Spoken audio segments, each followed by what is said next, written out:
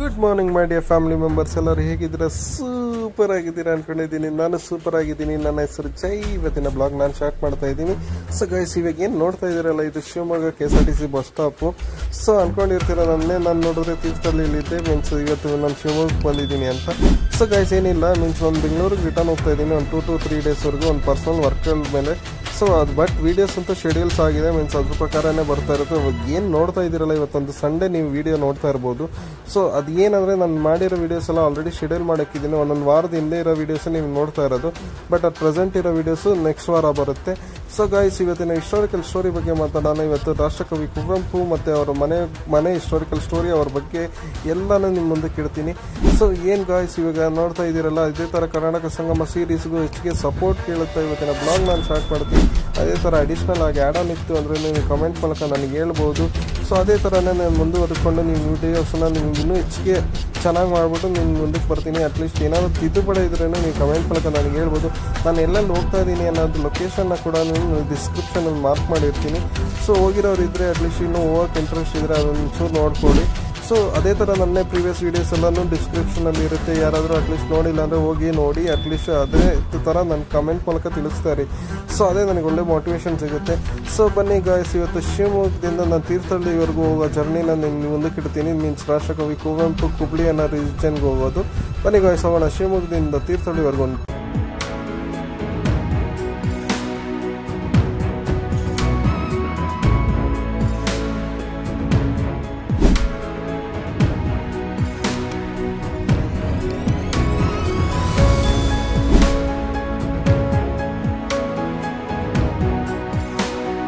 ಕುಪ್ಪಳ್ಳಿ ವೆಂಕಟಪ್ಪ ಪುಟ್ಟಪ್ಪ ಕುವೆಂಪು ಸಂಪೂರ್ಣ ಕಥೆ. ಪರಿಚಯ. ಕುವೆಂಪು ಎಂದು ಪ್ರಸಿದ್ಧರಾದ ಕುಪ್ಪಳ್ಳಿ ವೆಂಕಟಪ್ಪ ಪುಟ್ಟಪ್ಪ 29 ಡಿಸೆಂಬರ್ 1904, 11 ನವೆಂಬರ್ 1994 ಕನ್ನಡದ ಆದ್ಯ ಜ್ಞಾನಪೀಠ ಪ್ರಶಸ್ತಿ ವಿಜೇತೆ.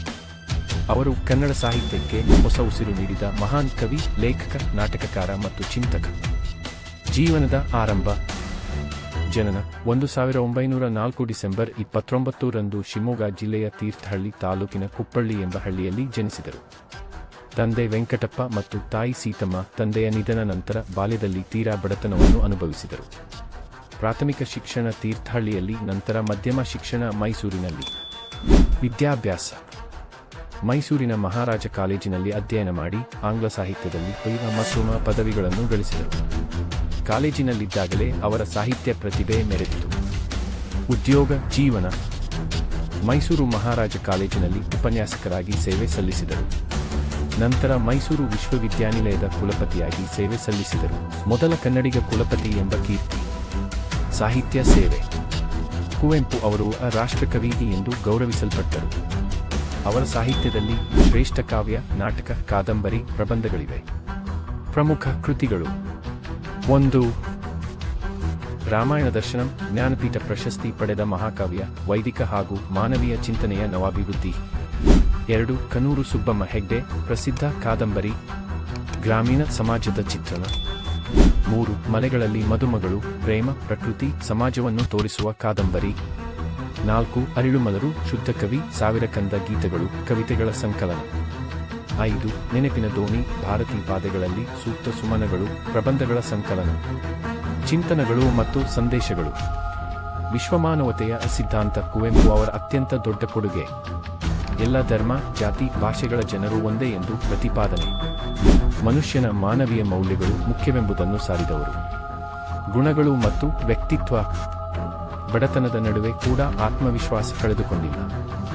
ಸರಳ ಜೀವನ, ನಿಷ್ಠಾ, ಸಂಯಮ ಮತ್ತು ನಿಷ್ಠುರ ಅಧ್ಯಯನವೇ ಅವರ ಶಕ್ತಿ. ನಿಸರ್ಗ ಪ್ರಿಯ. ಅವರ ಮನೆ ಕುಪ್ಪಳ್ಳಿಯ ಕವಿಮನೆ ಇಂದು ಮಹತ್ವದ ತಾಣವಾಗಿದೆ. ಪ್ರಶಸ್ತಿಗಳು ಮತ್ತು ಗೌರವಗಳು. 1967ರಲ್ಲಿ ಜ್ಞಾನಪೀಠ ಪ್ರಶಸ್ತಿ, ಕನ್ನಡಕ್ಕೆ ಬಂದ ಮೊದಲ ಬಾರಿಗೆ. ರಾಷ್ಟ್ರಕವಿ ಪದವಿ, ಪದ್ಮಭೂಷಣ, ಪದ್ಮವಿಭೂಷಣ. ಮೈಸೂರು ವಿಶ್ವವಿದ್ಯಾನಿಲಯದ ಕುಲಪತಿ. ನಾಡೋಜ, ನುಡಿ ತೇಜಸ್ವಿ ಎಂಬ ಹಲವಾರು ಬಿರುದುಗಳು. ಅಂತ್ಯ. ಕುವೆಂಪು 1994ರ ನವೆಂಬರ್ 11ರಂದು ಮರಣ ಹೊಂದಿದರು. ಅವರ ಅಂತ್ಯಕ್ರಿಯೆ ಕುಪ್ಪಳ್ಳಿಯಲ್ಲಿ ರಾಷ್ಟ್ರೀಯ ಗೌರವದೊಂದಿಗೆ ನಡೆಯಿತು. ಅವರ ಸಮಾಧಿಗೆ ಅಮ್ಮನವರ ಸಮಾಧಿ ಎಂದು ಹೆಸರಿಸಲಾಗಿದೆ. ಮುಗಿಯುವ ಮಾತು. ಕುವೆಂಪು ಅವರ ಜೀವನ ಎಂದರೆ ಮಾನವೀಯತೆ, ಸಾಹಿತ್ಯ ಸೇವೆ, ನಿಷ್ಠೆ ಮತ್ತು ಜಾಗತಿಕ ದೃಷ್ಟಿಕೋನ. ಅವರು ಕನ್ನಡ ನಾಡಿಗೆ ಕೊಟ್ಟ ಸೇವೆಯು ಅಮರವಾಗಿದೆ. ಅವರು ಬರೆದ ಸಾಹಿತ್ಯ ಇಂದು ಕೂಡ ಮನುಷ್ಯನ ಮನಸ್ಸನ್ನು ಪ್ರಭಾವಿಸುತ್ತದೆ. ಕುವೆಂಪು ಅವರ ಜನ್ಮಸ್ಥಳ ಕುಪ್ಪಳ್ಳಿ. ಒಂದು ಸ್ಥಳ. ಕುವೆಂಪು ಅವರು ಜನಿಸಿದ ಹಳ್ಳಿ ಕುಪ್ಪಳ್ಳಿ ಎಂದು ಕರೆಯಲ್ಪಡುತ್ತದೆ. ಇದು ಕರ್ನಾಟಕದ ಶಿವಮೊಗ್ಗ ಜಿಲ್ಲೆ, ತೀರ್ಥಹಳ್ಳಿ ತಾಲೂಕಿನಲ್ಲಿ ಇದೆ. ಮಲೆನಾಡಿನ ಹಸಿರು ಕಾಡುಗಳಿಂದ ನಡುಗುಳಿದ ಶಾಂತತೆಯ ಪೂರಿತ ಪ್ರದೇಶ. 2. ನೈಸರ್ಗಿಕ ಶೋಭೆ. ಕುಪ್ಪಳ್ಳಿ ಊರು ಕುವೆಂಪು ಅವರ ಸಾಹಿತ್ಯದಲ್ಲಿ ವ್ಯಕ್ತವಾಗುವ ನಿಸರ್ಗ ಪ್ರೇಮಕ್ಕೆ ಮೂಲವಾಗಿದೆ.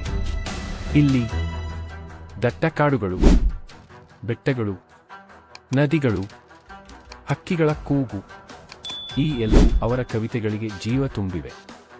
3. ಕವಿ ಮನೆ, ಜನ್ಮಸ್ಥಳ. ಕುವೆಂಪು ಅವರು ಈ ಊರಿನಲ್ಲಿ ಅವರ ತಂದೆ ವೆಂಕಟಪ್ಪ ಮತ್ತು ತಾಯಿ ಸೀತಮ್ಮ ಇವರಿಗೆ ಜನಿಸಿದರು. ಅವರ ಮನೆ ಇದೀಗ ಕವಿ ಮನೆ ಎಂದು ಹೆಸರಾಗಿದ್ದು ಸ್ಮಾರಕವಾಗಿ ಅಭಿವೃದ್ಧಿಪಡಿಸಲಾಗಿದೆ. ಇಲ್ಲಿಗೆ ದಕ್ಷಿಣ ಭಾರತದ ಸಾವಿರಾರು ಸಾಹಿತ್ಯಾಭಿಮಾನಿಗಳು ಪ್ರತಿ ವರ್ಷ ಭೇಟಿ ನೀಡುತ್ತಾರೆ. 4. ಕವಿಶಿಲೆ, ಸಮಾಧಿ ಸ್ಥಳ. ಕುಪ್ಪಳ್ಳಿಯ ಹತ್ತಿರವೇ ಒಂದು ಹಸಿರು ತಟ್ಟಿನಲ್ಲಿ ಕವಿಶಿಲೆ ಎಂಬ ಸ್ಥಳದಲ್ಲಿ ಅವರ ಸಮಾಧಿ ಇದೆ. ಇದು ಹಸಿರು ಬೆಟ್ಟದ ಮೇಲಿರುವ ಕಲ್ಲಿನ ಸ್ಮಾರಕ. ಇಲ್ಲಿ ವಿಶ್ವಮಾನವ ತತ್ವವನ್ನು ಪ್ರತಿಬಿಂಬಿಸುವ ಕಲಾಕೃತಿಗಳು ಇವೆ. ಕುಪ್ಪಳ್ಳಿ ಹೋಗುವ ಮಾರ್ಗ. ನಿಕಟ ನಗರ ತೀರ್ಥಹಳ್ಳಿ, ಸುಮಾರು 18 ಕಿಮೀ. ಶಿವಮೊಗ್ಗದಿಂದ ಬಸ್ ಅಥವಾ ಕಾರ್ ಮೂಲಕ ಸುಲಭವಾಗಿ ಪ್ರವೇಶ. ನೆರೆಯ ರೈಲು ನಿಲ್ದಾಣ ಶಿವಮೊಗ್ಗ. ನಿಕಟ ವಿಮಾನ ನಿಲ್ದಾಣ ಮಂಗಳೂರು ಅಥವಾ ಬೆಂಗಳೂರು. ನಿಮಗೆ ಉಪಯೋಗವಾಗುವ ವಿಡಿಯೋ ವರ್ಣನೆಗಾಗಿ. ಈ ಹಸಿರು ಮಲೆನಾಡಿನಲ್ಲಿ ಹುಟ್ಟಿ ನಿಸರ್ಗವನ್ನೇ ಕವಿತೆಯಾಗಿ ರೂಪಿಸಿದ ಕವಿ ಇದು ಕುವೆಂಪು ಅವರ ಕುಪ್ಪಳ್ಳಿ. ಬಾಲ್ಯ ಮತ್ತು ಪ್ರಭಾವಗಳು. ಕುವೆಂಪು ಅವರ ಬಾಲ್ಯದಲ್ಲಿ ಪ್ರಕೃತಿಯೊಂದಿಗೆ ನಿಕಟ ಸಂಬಂಧವಿತ್ತು. ಕುಪ್ಪಳ್ಳಿ ಹಳ್ಳಿಯ ಹಸಿರು ಕಾಡು, ಪರ್ವತ, ನದಿ, ಮಳೆ ಇವೆಲ್ಲವೂ ಅವರ ಪ್ರಕೃತಿ ಆಧಾರಿತ ಕಾವ್ಯ ಸಂವೇದನೆಯ ಮೇಲೆ ಪ್ರಭಾವ ಬೀರಿದವು. ಅವರು ತಮ್ಮ ಜೀವನದಲ್ಲಿಯೇ ಪ್ರಾಕೃತಿಕ ಶಕ್ತಿಯನ್ನು ದೇವತ್ವವಾಗಿ ನೋಡಿದವರು. ಈ ಕಾರಣದಿಂದಲೇ ಅವರ ಕಾವ್ಯಗಳಲ್ಲಿ ನಿಸರ್ಗದ ಭಾವನೆ ಹೆಚ್ಚು. ವಿದ್ಯಾಭ್ಯಾಸದ ವಿಭಿನ್ನ ಮುಖಗಳು. ಶಾಲೆಯಲ್ಲಿ ವಿದ್ವಾಂಸರ ಪ್ರಭಾವದಿಂದ ಸಾಹಿತ್ಯದತ್ತ ಗಮನ ಹರಿಸಿದರು. ಮಹಾರಾಜ್ ಕಾಲೇಜಿನಲ್ಲಿ BA, MA ಆಂಗ್ಲ ಸಾಹಿತ್ಯ ಕಲಿತರು. ಶೇಕ್ಸ್ಪಿಯರ್, ಮೈಲ್ಟನ್, ಬ್ಲೇಕ್ ಇಂತಹ ಪಾಶ್ಚಾತ್ಯ ಕವಿಗಳ ಸ್ಫೂರ್ತಿ ಅವರ ಲೇಖನ ಶೈಲಿಗೆ ಪ್ರಭಾವ ಬೀರಿತು.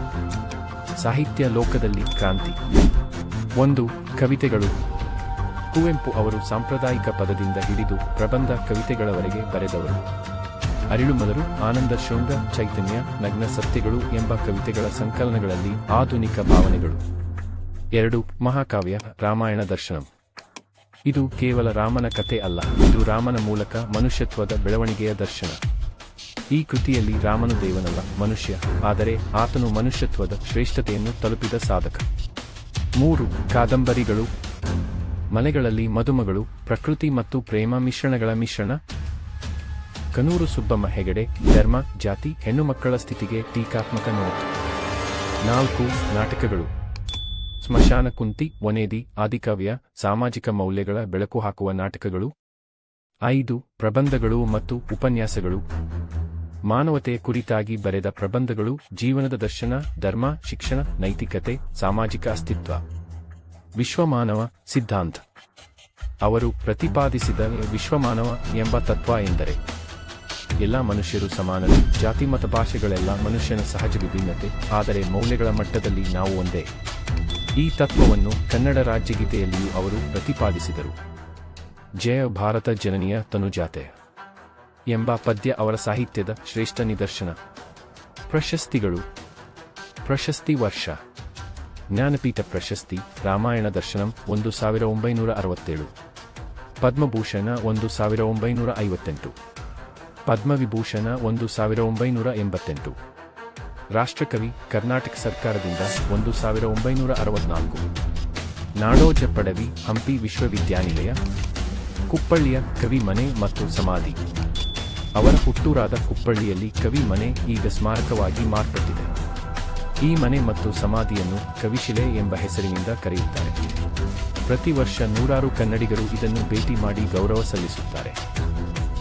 ಕುವೆಂಪು ಅವರ ಅಮೋಘ ಹೇಳಿಕೆಗಳು. ಮಾನವ ಧರ್ಮವೇ ಪರಮ ಧರ್ಮ. ನಾನು ಬರೆದದ್ದು ನನಗೆಲ್ಲ ದೇವರೂಪವಾಗಿದೆ. ನಮ್ಮ ಭಾಷೆ, ನಮ್ಮ ಆತ್ಮ, ಮನುಷ್ಯನೆಂಬುದು ದೇವನ ರೂಪ. ನಿಮಗೆ ಉಪಯುಕ್ತ ವಾಕ್ಯಗಳು ನಿಮ್ಮ ಯೂಟ್ಯೂಬ್ ವಿಡಿಯೋಗಾಗಿ. ಕವಿಗೊಬ್ಬನ ಜೀವನವೇ ಸಾಹಿತ್ಯವೆಂಬ ದೀಪದ ದಾರಿ. ಅದು ಕನ್ನಡಕ್ಕೆ ಬೆಳಕಾಗಿಸಿದ ಕತೆ. ಇದು ಕುವೆಂಪು ಕತೆ. ಕುಪ್ಪಳ್ಳಿಯ ಕವಿಯೊಬ್ಬರು ಕನ್ನಡಕ್ಕೆ ಕಿರೀಟ ಹಾಕಿದರು. ಅವರ ಹೆಸರು ಕುವೆಂಪು. ಇದು ಕರ್ನಾಟಕದ ಹೆಮ್ಮೆ, ಮಾನವೀಯತೆಯ ಧ್ವನಿಯಾದ ಕುವೆಂಪು ಅವರ ಕತೆ. ಕಾಡುಗಳು ಮತ್ತು ಬೆಟ್ಟಗಳಿಂದ ಆವೃತವಾದ ಕುಪ್ಪಳ್ಳಿಯ ಪ್ರಶಾಂತ ಹಸಿರು ಹಳ್ಳಿಯಲ್ಲಿ ಜನಿಸಿದ ಕುವೆಂಪು ಪ್ರಕೃತಿಯನ್ನು ತಮ್ಮ ಶ್ರೇಷ್ಠ ಗುರುವಾಗಿ ಸ್ವೀಕರಿಸಿ ಬೆಳೆದರು. ಅವರು ಕೇವಲ ಕಾವ್ಯವನ್ನು ಬರೆಯಲಿಲ್ಲ, ಅವರು ಕಾವ್ಯವನ್ನು ಉಸಿರಾಡಿದರು ಮತ್ತು ತಮ್ಮ ಜೀವನವನ್ನು ಪ್ರೀತಿ, ಸಮಾನತೆ ಮತ್ತು ಸಾರ್ವತ್ರಿಕ ಮಾನವೀಯತೆಯ ಸಂದೇಶವನ್ನಾಗಿ ಪರಿವರ್ತಿಸಿದರು. ಅವರ ಮಾತುಗಳು ಇನ್ನೂ ಕರ್ನಾಟಕದ ಚೈತನ್ಯವನ್ನು ಪ್ರತಿಧ್ವನಿಸುತ್ತವೆ. ಅವರು ಕೇವಲ ಕವಿಯಾಗಿರಲಿಲ್ಲ, ಅವರು ಒಂದು ಚಳುವಳಿಯಾಗಿದ್ದರು. ಕುವೆಂಪು ಅವರ ಈ ಸುಂದರ ಪ್ರಯಾಣವನ್ನು ನಾನು ನನ್ನ YouTube channel life make kind ಮೂಲಕ ನಿಮಗೆ ತಂದಿದ್ದೇನೆ. ನೀವು ಈ ವಿಡಿಯೋವನ್ನು ಆನಂದಿಸಿದ್ದರೆ ಮತ್ತು ಕರ್ನಾಟಕದ ಇತಿಹಾಸ, ದೇವಾಲಯಗಳು ಮತ್ತು ದಂತಕಥೆಗಳ ಹೆಚ್ಚಿನ ಕಥೆಗಳನ್ನು ಬೆಂಬಲಿಸಲು ಬಯಸಿದರೆ ದಯವಿಟ್ಟು ಲೈಕ್ ಮಾಡಿ, ಕಾಮೆಂಟ್ ಮಾಡಿ, ಹಂಚಿಕೊಳ್ಳಿ ಮತ್ತು ಮುಖ್ಯವಾಗಿ ಲೈಫ್ ಮೇಕ್ ಕೈಂಡ್ಗೆ ಚಂದಾದಾರರಾಗಿ. ನಿಮ್ಮ ಬೆಂಬಲವು ಈ ಕಥೆಗಳನ್ನು ಜೀವಂತಗೊಳಿಸಲು ನನಗೆ ಶಕ್ತಿಯನ್ನು ನೀಡುತ್ತದೆ. ನಮ್ಮ ಶ್ರೀಮಂತ ಸಂಸ್ಕೃತಿಯನ್ನು ಒಟ್ಟಿಗೆ ಅನ್ವೇಷಿಸೋಣ. ವೀಕ್ಷಿಸಿದ್ದಕ್ಕಾಗಿ ಧನ್ಯವಾದಗಳು. ಬೆಂಬಲಿಸುತ್ತೀರಿ. ಜೈ ಕರ್ನಾಟಕ.